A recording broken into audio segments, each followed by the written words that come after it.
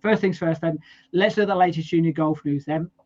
Something which was mentioned in the last podcast news, which was actually happening while we were doing the podcast, was the Home International. So we'll start with that. It's a mixed competition now. It used to be just a boys competition and a girls competition, but now they do it as a mixed competition. I think last year was the first time they did it as a mixed competition. And England won it this year. They beat Ireland. Actually, it was almost like a winner takes all, because Ireland and England went into the final day having won both of their matches. And let me tell you, dominant wins as well. So England on the first day beat Scotland 17-4, and Ireland beat Wales 17-4. So absolutely dead level going into the second day. England beat Wales 15-6. Ireland beat Scotland 14-7. So literally just 1 point in it going into that final day, and it was very close. In the end, England won 13-8. So they beat Ireland 13-8. Scotland beat Wales by a couple of points to finish in third position, though.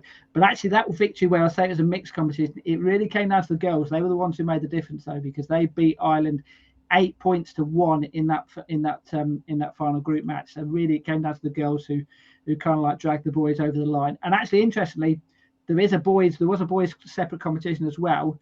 And unsurprisingly, Ireland actually won that, because they were the ones who did better against the boys.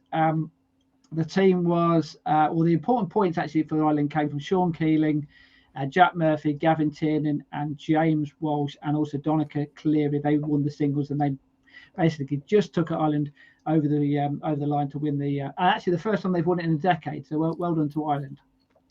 Right, staying over in Ireland then. Well, hang on, Steve, we've got a picture, haven't we? Should we show the picture? We've got a picture of the England Home Internationals. Just to prove that they did win it. Yes, let's get that. There we go.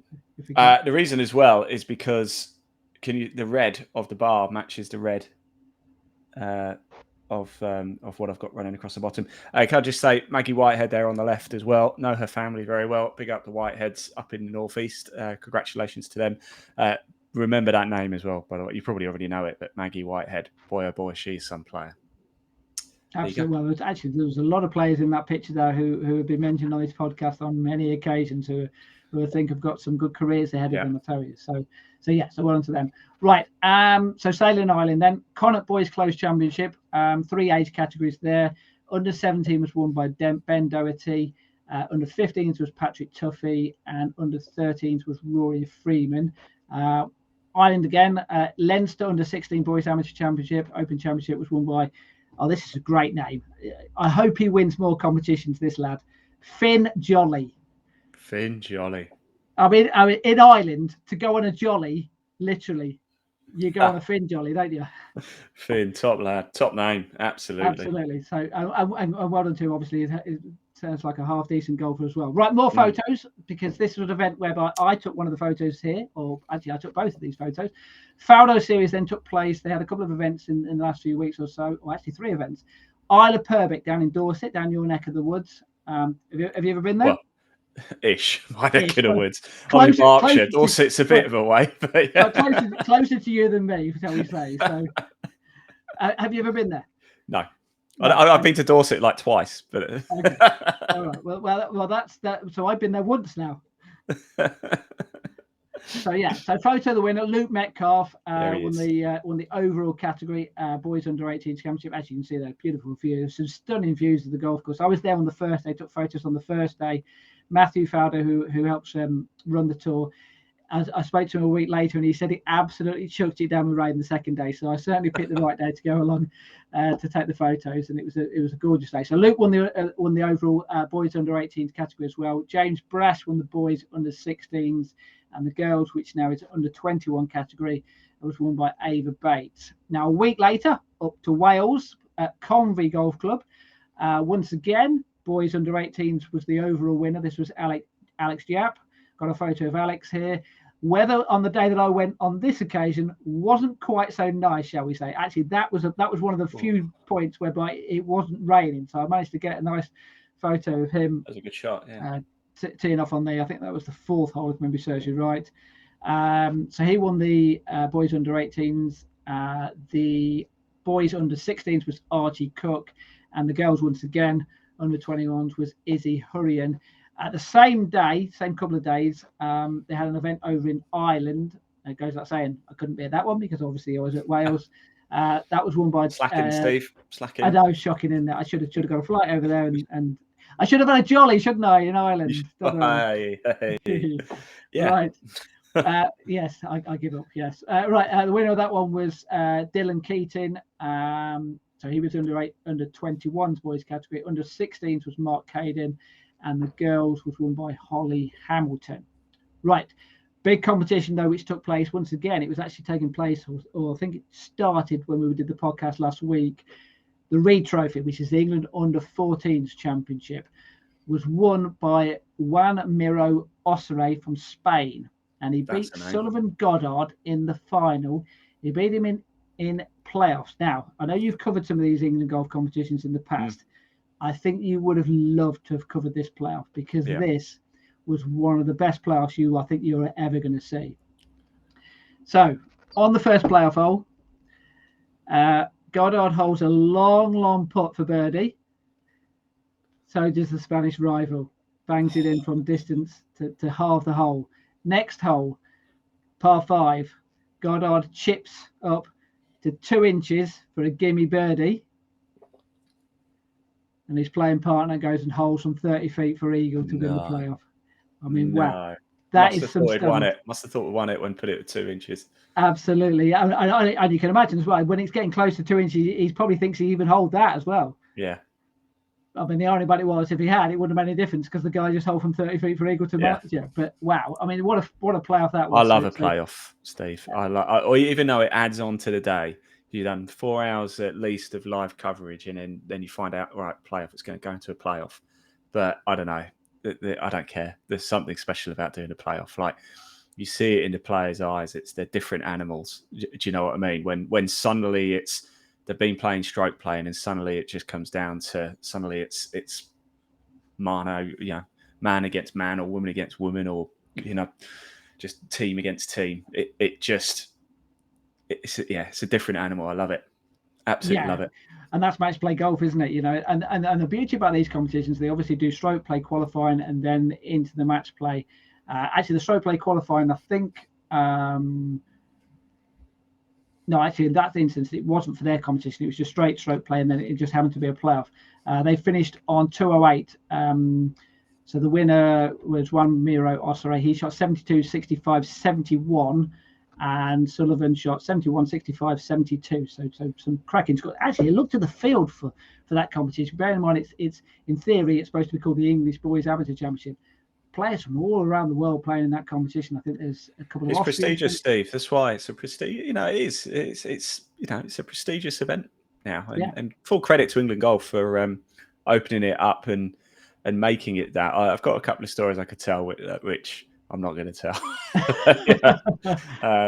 But I like it. It's very forward thinking from Ben and the team. To sort of embrace different nationalities, whereas before, it would be very much, well, we have to have an English winner, the world's a smaller place.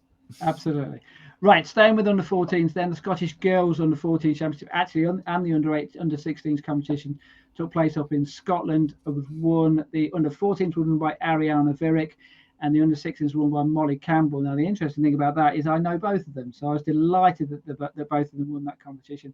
And actually, one of them was mentioned in the story. I might have said to you on a few occasions, an event last year which I helped run, whereby there were some issues with the competition, and one of the issues was the fact that they had 3 girls playing in 3 consecutive 3 balls with 2 boys, and nothing against the boys whatsoever, who were really nice boys. But all 3 girls walked off the golf course with exactly the same story, the fact that it was quite a lonely round of golf for them, because the boys were walking off to the tee together talking, and the girl was walking off to the girls' tee. But I'm pleased that was Molly who played in that, and I'm pleased that that she's had a better experience. And the irony about it is that competition which she won in Scotland was exactly the same week as the competition she had this time last year where she had the issue. So almost 12 months exactly to the day, and she had a much better experience than she did a year ago. So I'm pleased for her. That's good. Yeah. That is nice to hear. Yeah. Right, Scottish Boys Under 14 Championship, that also took place the same week. That was won by Konstantin Bauer Mittelainer. So I'm going to have to do some. You're doing well with these names. You are doing well. there's a lot worse to come, I can tell you. From Austria, so mentioned about English boys, the Scottish boys as well, attracting players from all around the world. As you're staying in Scotland, the Junior Tour Scotland, they had an event at Royal Musselburgh. Cameron Mukherjee, Hey, go on, Cameron. Many occasions on this podcast. He won the boys' competition. The girls was won by Ailey Henderson. Right, girls amateur championship then. Once again, so this is one where you have stroke play qualifying, then through to the match play. There's one, I think. Did we got a photo? No, we've not got a photo of the girls. We've got a photo of the boys winner of this one. But the girls winner was won by Helen Bream from Germany, the first German to ever win the competition. So very congratulations to her for winning the competition. Stroke play qualifying, she finished 6th. And then when she got through to the knockouts, wow, she was impressive. First round, she won 5 and 4. Second round, she won 5 and 3. Third round, she won 5 and 4. Into the quarterfinals, won 2 and 1. Semi-finals, 2 and 1, who beat Isla McDonald O'Brien, who we know. And in the final, played over 36 holes. Oh. She won, wait for it, 12 and 10. Wow. Yes. So 9 birdies in the 26 holes. So it certainly wasn't played over 36 holes. No, it wasn't. No, it was played over 26 holes to be precise there. But I mean, I mentioned a round 3 or quarterfinal, semi-final, and final. Not at any point in any of those 3 matches was she behind. And I suspect, bearing in mind she won 5 and 4, 5 and 3, and 5 and 4 in the first 3 matches, she probably wasn't behind in any of those 3 matches as well. So yeah. That's how to win match play. I know you love watching playoffs and all that, but I do, yeah. I love match play. Just get yourself 2, 3, 4 ahead to start off with, and then coast in. I like match plays when they're a bit closer than that. A bit closer than that, yes, absolutely, yes. Interesting, the top seed through to match play was Maya Ortengren from Sweden. She shot 69 and 67, so 2 cracking scores to get through to the knockout stages. Right, we've got a photo then of the boys amateur championship because it was won by Chris Kim. I actually think, Steve, Helen's in this picture as well. Let's have a look. You might well be right. Yes, it is a photo of the pair. So let's get the photo of the pair of them together. I thought I pressed it. Sorry. So all spoilers. There's Chris on the right and Helen on the left there. So Chris Kim from Walton Heath. He qualified. So we said Helen qualified in 6th place. He qualified from the stroke play in 7th, and then made it through to the final. Once again, went through to a playoff again, and once again, drama in the playoff. And so we talked about a fantastic finish to the playoff, didn't we? There, Ian, with the other competition. Well, a fantastic finish to this one, but possibly for all the wrong reasons, because the player he was playing against was an American called Alex Papayona. And on the second extra hole, he had a 3-foot putt to win the final and missed it. Oh. And then missed it again. No, not 3-putted from 3 feet. So, credit to Chris Kim, who obviously benefited from that. But do you want to win like that? I suppose you don't really care at the end of the day. But well, you want to win, don't you? At the absolutely, end, it's not his fault, is it? He didn't miss. Yeah. So. Yeah, absolutely. Yeah, we're cruel, aren't we? But yeah, but drama as well. You can imagine you can imagine being in that crowd and you commentating on that. You go, oh no. Yeah, you'd feel a bit bad about talking to them after, wouldn't you? But that's a learning curve, isn't it? That's one of these where do it now, experience it, and learn from it, because there's going to be many more opportunities to win again. Hopefully, I'm sure there will be. If you can get yourself into a position once, you're clearly good enough to do it again. And it could be one of those life-defining moments where I blew it that time. Yes. I won't make that mistake ever again. And it could be what you need to just get over the line every time going forward. Absolutely, yeah. But well done to Chris, who did really well. So in the knockout stages, he won 3 and 2, 2 and 1, 3 and 2, and then 4 and 3 in the quarterfinals, semi-finals 2 and 1. The interesting point was the fact that from the stroke play qualifying, the top 2 in the stroke play qualifying was Jack Murphy and Connor Graham, 700 pole, 136. They came in with. Both of them lost in the first round of the knockout. So, stroke play doesn't necessarily translate to match play. It's completely different formats. And I think actually in the case of Jack, I think he lost quite heavily as well. So interesting, the different formats there. Now I mentioned Connor Graham there, Walker Cup. Now, that, in theory, is not a junior event, but he has been selected to play in the Walker Cup team at St Andrews. He's the He's the third, I think he might be the second or the third youngest player ever to play in the Walker Cup. So congratulations to him. He's 17 years of age. Who do you think the three youngest are then? Is it the third or fourth youngest? I'm not sure exactly, but God, who do you think they are? Okay, 17. Well, it's not going to be anybody under the age of 16, that's for certain. So 16 and 234 days. Yeah, 16 years and 11 months. And that was Ollie Fisher. So basically almost right there. Yes, almost right. So Ollie Fisher is the youngest ever. The other two, Ollie Fisher. The other two 17-year-olds who played in this competition. So Ollie Fisher, very good player, went on to play in the European Tour. The other two players were Ronan Rafferty. Oh, yeah. And a guy called Justin Rose, you might have heard of as well. Don't think he made it, did he? Don't think he did anything in the game. Must have probably, that was as good as it got for him, I think. Yes. Yeah, absolutely. Yeah. Justin, if you're watching, which I know you're not.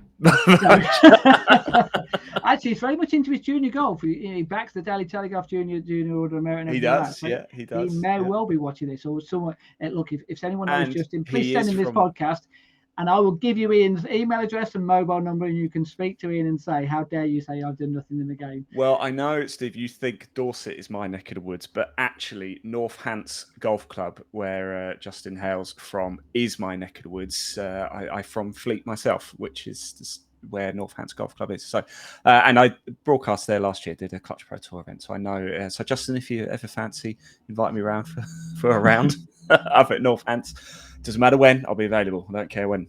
If I've got plans, I'll just change them. Yes. Right. So just to complete the picture then with the Walker Cup, then other players, other youngsters who were selected, Jack Bigham and Callum Scott, couple there. The oldest player in the whole team is Matthew McLean, who's 30 years old. I think most of them I think John Goff is the next oldest, and even he, I think, is only 24, 25, something like that, you see. Top bloke, John Goff as well. Yeah, another top bloke as well, just missed out, was Tyler Weaver, who's one of the reserves. So 18 years old. Another top bloke, Tyler Weaver. Absolutely. I don't know whether Tyler's plans are to turn professional or not, but if he's only 18 years old, if he sticks around, he will be in the team. By the way, in 2 years' time. Just talking to John Goff, I know he's not a junior, but how on earth has he not gone pro yet? Possibly to play in this, and I suspect he will do afterwards. That will be his plan. Yeah. So right. Actually, some teams have been selected.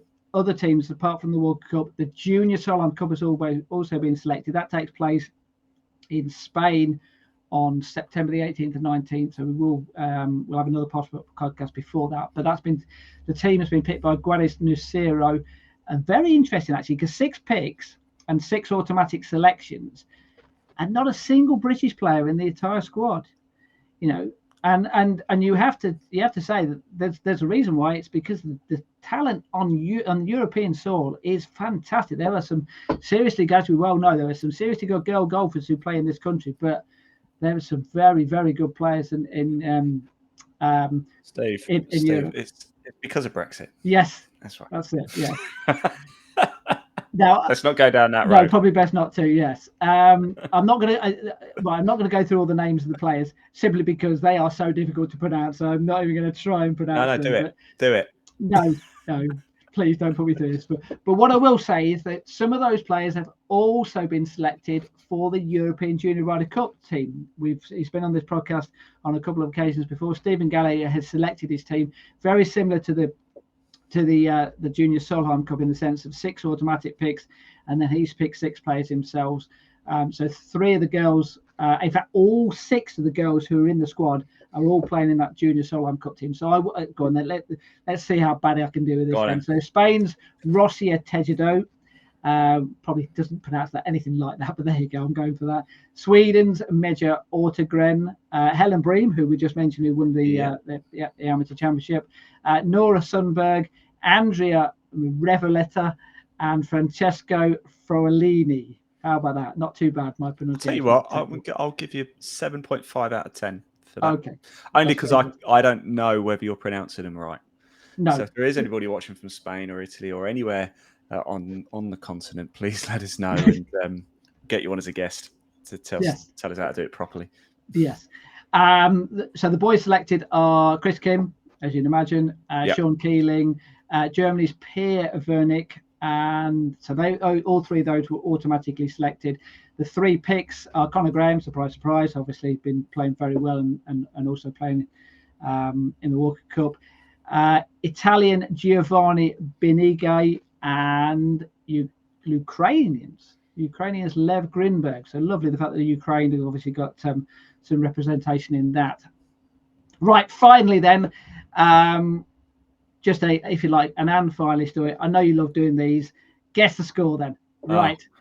So Kenilworth Junior Open, yeah. So the 9-hole Stableford, right? 9-hole Stableford. Okay. A young lad I know called Max Robinson from Whittington Heath. He won the competition, right? How many points did he get over 9 holes? God, who can? Okay, over 9 holes. Yes. This is to handicap. Yes. Okay, it's going to be good. Over 9, not 18. No, 9 holes. Yeah. And it's standard Stableford scoring. That's it. Correct. Okay, 20.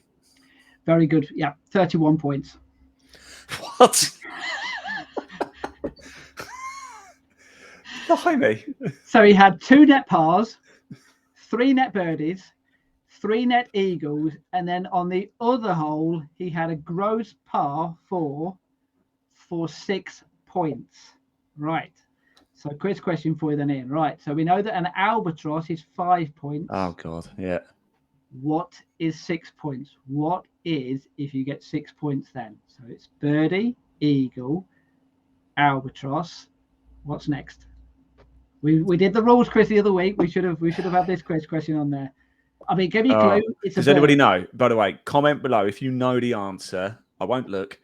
Comment right now if you know what comes after. What's better than it? I don't think you could.